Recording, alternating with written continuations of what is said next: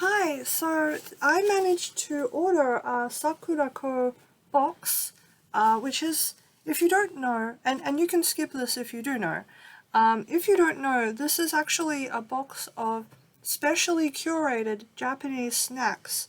And I ordered it believing that they would only be from Kyoto, but it turns out that the curators have collected a range of different candy from all over Japan. Not just candy, but different snacks. But this video is going to be a bit different from your usual unboxing, because I actually live in Australia, where it's currently autumn, and I deliberately ordered this box specifically because I miss being in the Japanese spring, which is currently happening, of course, because, you know, the whole opposite end of the equator. And what that means is that many of the snacks in this box are technically out of season for me. So if you look at the footage I'm taking, I actually have a fukuza, or a kind of cloth on the table, which, sorry, not fukuza, it's the other, those of you in the know will know what I'm talking about when I say reusable Japanese wrapping paper that is a sort of cloth. And you'll see that it has chrysanthemums on it, and I'm also wearing a kimono that has a lot of different motifs from different seasons on it, and that is because in Japanese culture, seasonality is actually very important. Technically right now, I should be celebrating autumn, and I do blog about this, but the thing is, I'm very much into saving money, and I'm also very much into enjoying Japanese culture as best as I can. And so what I've done is I'm going to deliberately apportion the contents of this box so that I can get the most value possible out of it, as well as having things ready for when spring does come in Australia so that I can make the most of it. Now, so what I have here is I've got a box which I actually bought in a Christian bookstore in Osaka, and I will be setting aside some items into this box so that it can safely go into my freezer without me having to worry that it's going to, that the contents will get damaged, basically. And that will enable me to keep some of the items for much longer. Because while this box, everything in it is absolutely worth the money, absolutely. Let me tell you, even taking delivery charges into account, it's actually very difficult to obtain this quality of Japanese snack in Australia. However, it is still pricey, and if you want to make your money go a little further, you know, this is one way of achieving that. So I deliberately chose this particular box because it actually comes with, you know, this rubberized section, which means that I can make this part airtight. So that's going to provide additional freshness, you know, maintenance. So let's open the box. You know, this is what we're here for, isn't it? Oh, and it is very pretty. Like, look at the presentation. They actually bothered to, you know, print all sorts of greetings within the lid. And for me, this book is very exciting because this book actually explains everything that's in the box. You know, everybody talks about the postcard, and this is obviously going on my wall because, you know, if you want to, I think, make the most of your Japanese culture experiences, it's good to save things that you can stick on your wall and put them on your wall. And if you look behind me, you can see I have been sticking things on my wall. Now, this is Karinto, and Karinto would best be understood as a kind of Japanese pretzel, but it's sweet. And there are many regional varieties of this. There's a lot of different rumors about how it originated, but because this is a specifically Sakura item, and there's a significant quantity of it, I'm thinking that this item would be best saved for the future, and it's well sealed, so this will keep, I believe.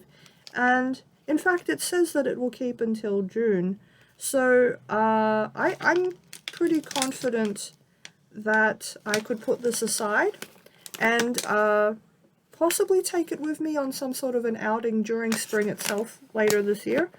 Okay, this cake, let me look up what it is in the booklet, because I don't actually know that much about Japanese sponge cakes. Okay, So what this cake is it's a, and please excuse me if I butcher this, but it's a soft milk and strawberry Baumkuchen. And what it essentially is within Japan, they have imported many different cultures from Europe, and culinarily they adjust it to suit local, palates, so that it's more enjoyable for different sorts of people to eat. And as a consequence, Baumkuchen exists. Now, this is strawberry flavored, and in Australia, technically you can actually have strawberries year-round. So I'm not actually in a big hurry to consume this. I'm actually willing to set this to one side, and I could have that at any time.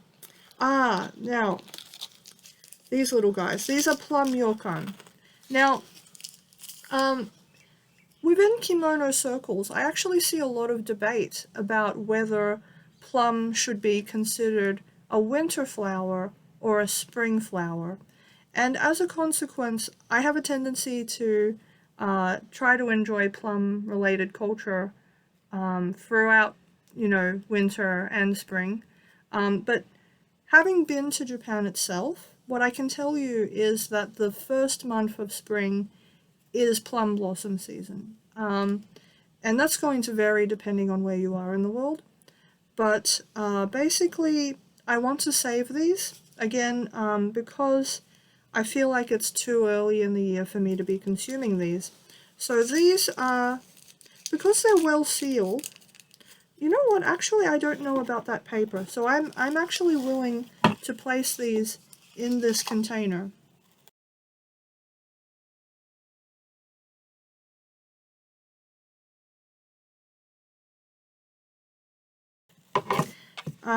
Okay. Oh, wow, there's more than one of the sponge cakes. I did not expect that, actually. I was thinking there'd only be one. So that's very nice of them that they bothered to put more than one.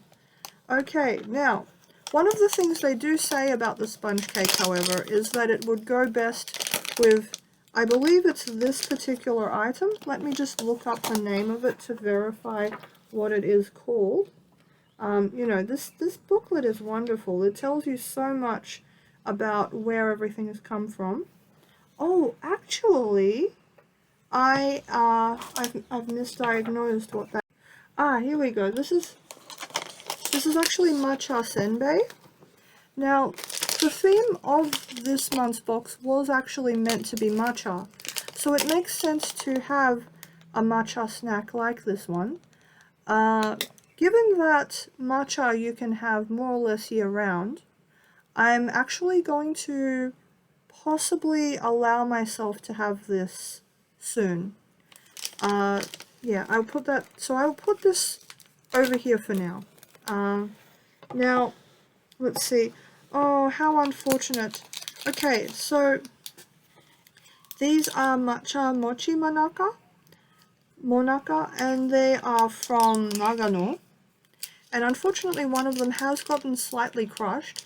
Now I should point out that for the most part, the contents of the box has travelled very well. It's come all the way from Tokyo to Melbourne, Australia, and I think it's done quite well. But again, because this is matcha, I'm in no great hurry to consume it, and I'm in no concern about when I consume it actually in the year. In fact, again, because it's matcha, I'm perfectly willing to, because it's well sealed, I believe I can set it aside and it can go into this box over here where it'll be protected. Now, let's see what else we have. Okay. Now, in a couple of weeks' time, I think, I'm actually set to attend an online Sakura event.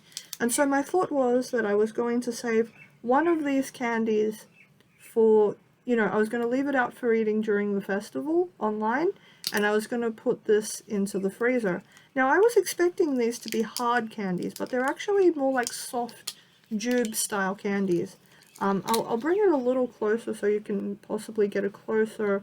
no, the camera doesn't like it. Okay, but I'll put the one aside in the box, and the other can stay out with me. Let's see. Now this item, oh, okay, this item is actually the star item of this box. It's Matcha Kintsuba. And as a consequence, well, the reason I say this is because there's a long, you know, starting section on Kintsuba in the item booklet. And, you know, so I think that this must be a special item. And with that in mind, I think I will actually set it aside for a special occasion. So again, I'll put this away.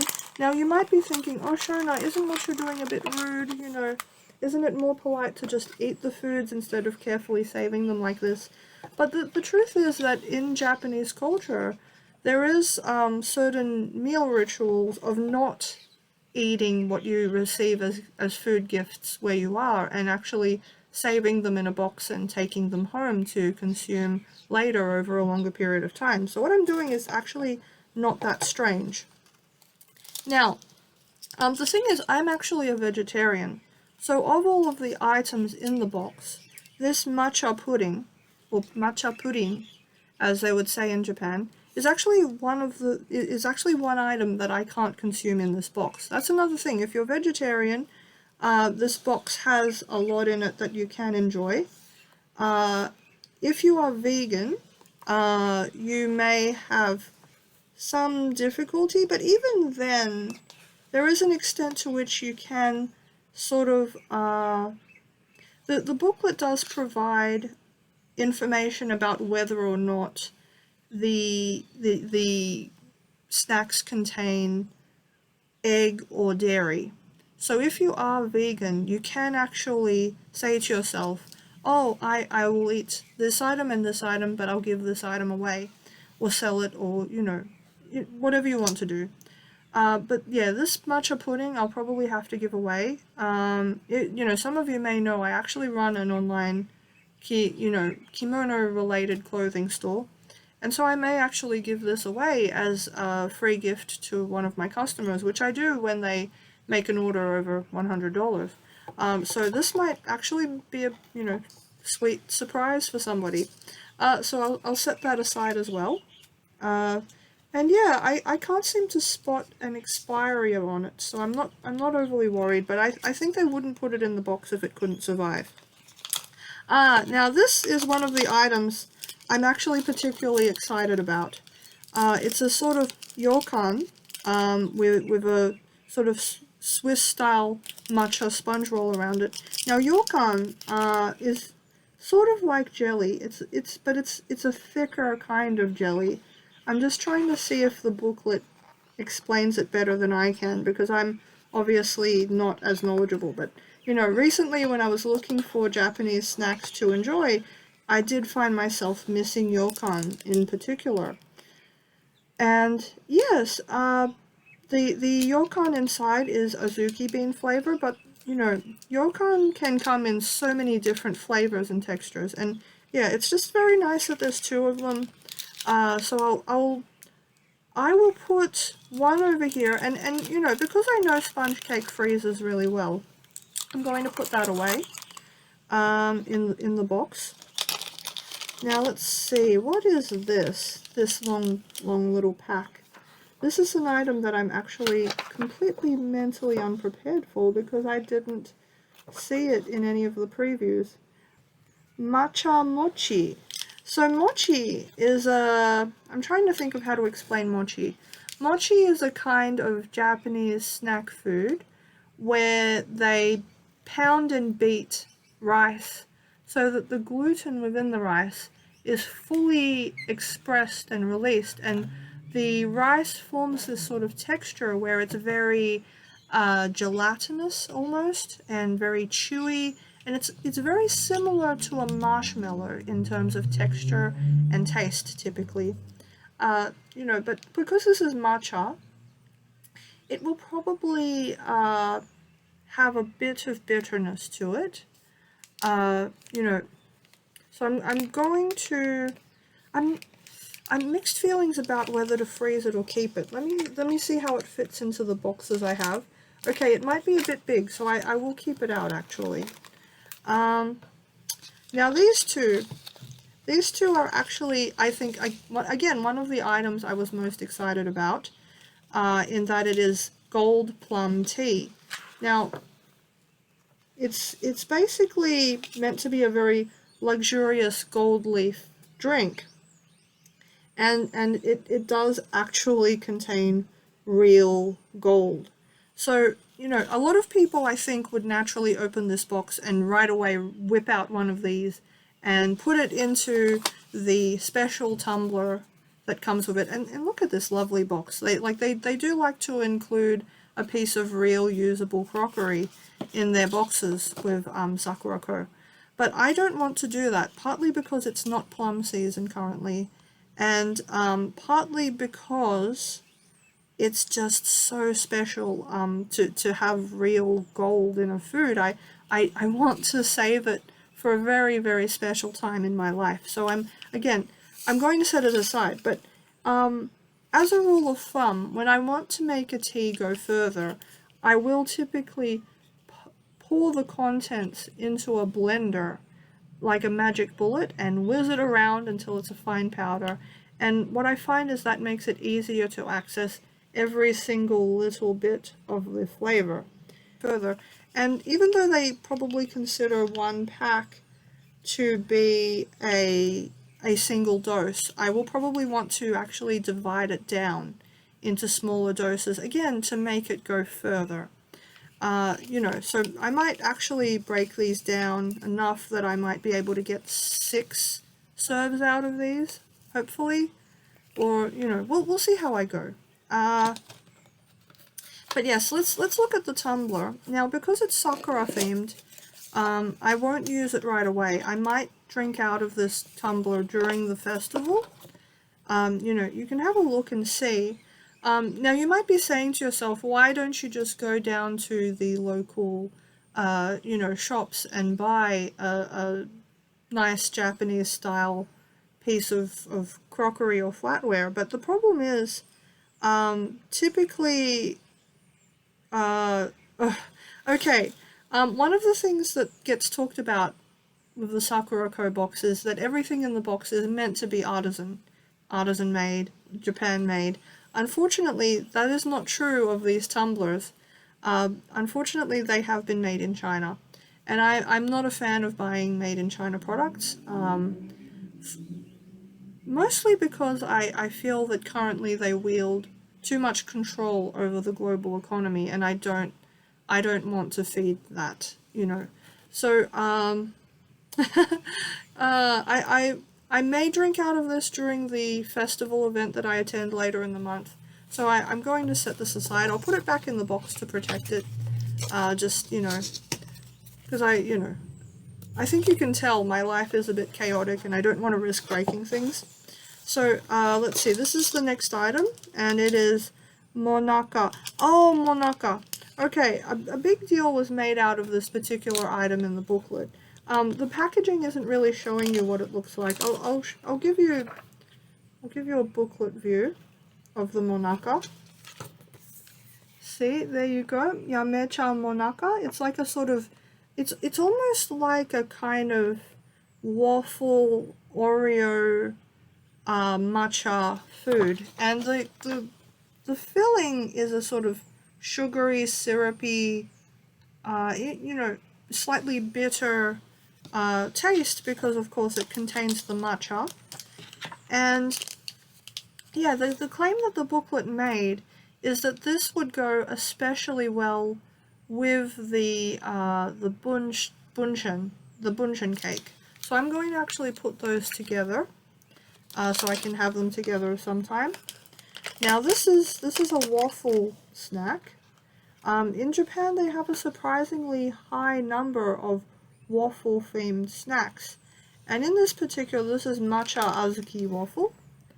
And so this is, again, something that I could eat any time of year. I don't have to worry about it not being the right season. And it's got azuki in it. And azuki is a sort of red bean.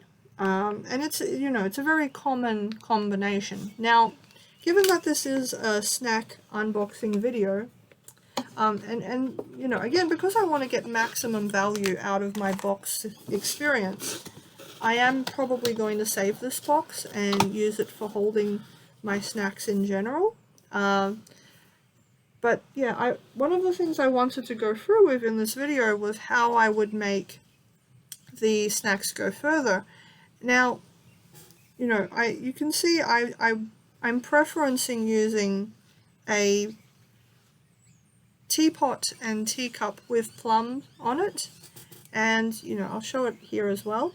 And that's because being autumn, in kimono culture, it's actually acceptable if you wear something that goes with the coming season. It's considered to be, you know, very trendy.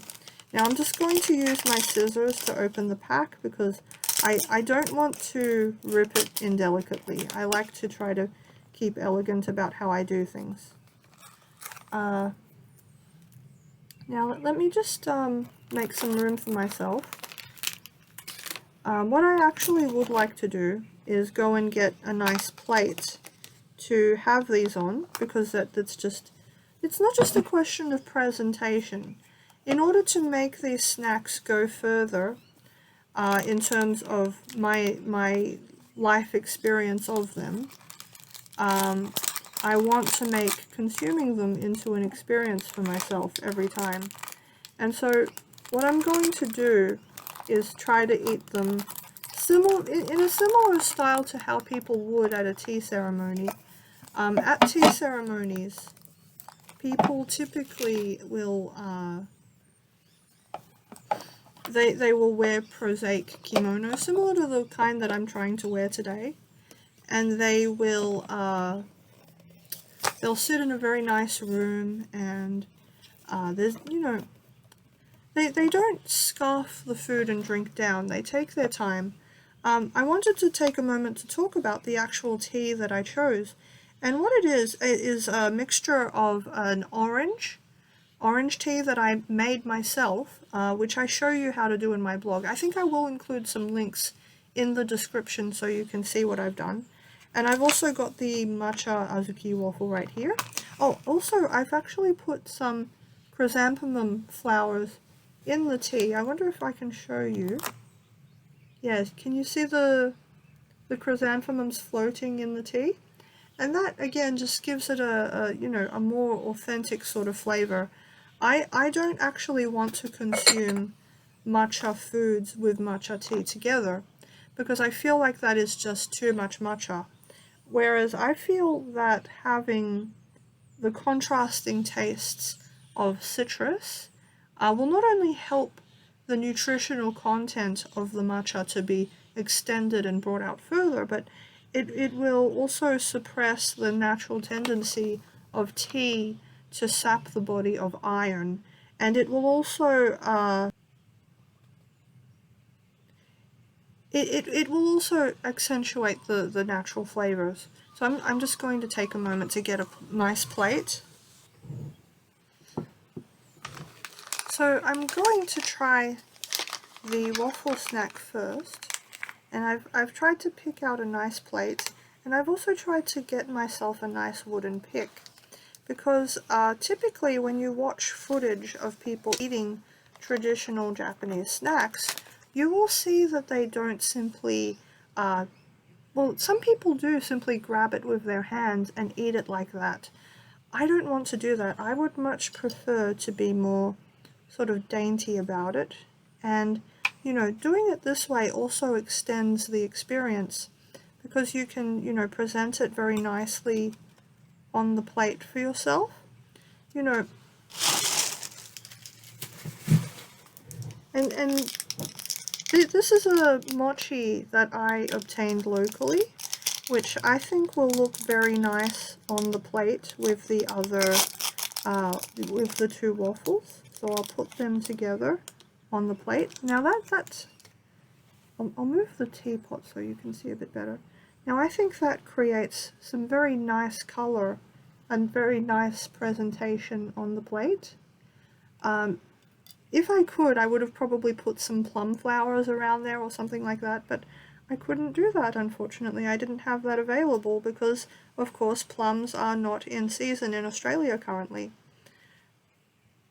But yes, one of the things I have wondered about is what it is like for Japanese people to experience Australian weather patterns, because of course we don't have the same patterns of weather as in Japan. So a lot of the occasions that they would enjoy throughout the year have to be enjoyed at very strange times to have them. For example, their summer festival happens during the Australian winter, things like that. But yeah, so I'll just taste a little. Mm. Mm. Oh. Yes, you at first you just get the sort of spongy, slightly chewy, slightly doughy texture of the waffle. But as you continue to hold it in your mouth, and I do recommend taking your time and letting the flavor to bloom in your mouth. Oh my. Yes, the matcha taste is very subtle, but because it's subtle, it's all the more pleasant. It's very sweet and mild. So I'll take a little more, and I'll try it with the tea that I made. I did sweeten the tea a little bit with some stevia, so that because I find that actually brings out the orange flavor a little. Usually the way I'm doing this is done with something called wagashi, which takes to being stabbed a little better. So I'm just going to have to, and I'll just put a little of the tea in my mouth, so I can, ooh, oh my. So the flavors of the chrysanthemum and the orange and the matcha, and the sensation of the tea and the waffle, when they come together, it's a very, very special sensation.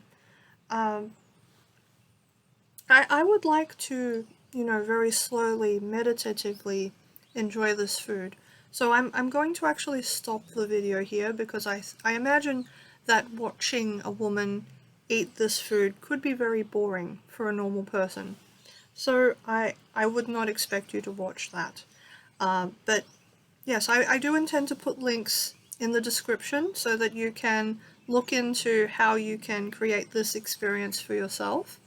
And yeah, I hope that this has helped you to better understand how you can make the most of a Sakuraco box if you are trying to make it last for yourself. Um, you know, even though the cup was made in China, the rest of the items are actually genuine made in Japan items. And when I say that, I want to stress that they are distinct from the sort of snacks that you would typically be able to find outside of Japan. They're very different. And, the presentation of the book, the box, along with the booklet, they even bothered to make the booklet run in reverse. And what's more, at the back, they contain many different codes and offers, so that if you want to get more value out of your experience, you can certainly do that. There are even little contests you can enter with photographs of it, and so on and so forth, which I'm probably going to enter, truth be told. And of course, there's all of this historical information you can read while you consume the snack. When you're going through the box, whatever you do, don't just wolf it down. Take your time.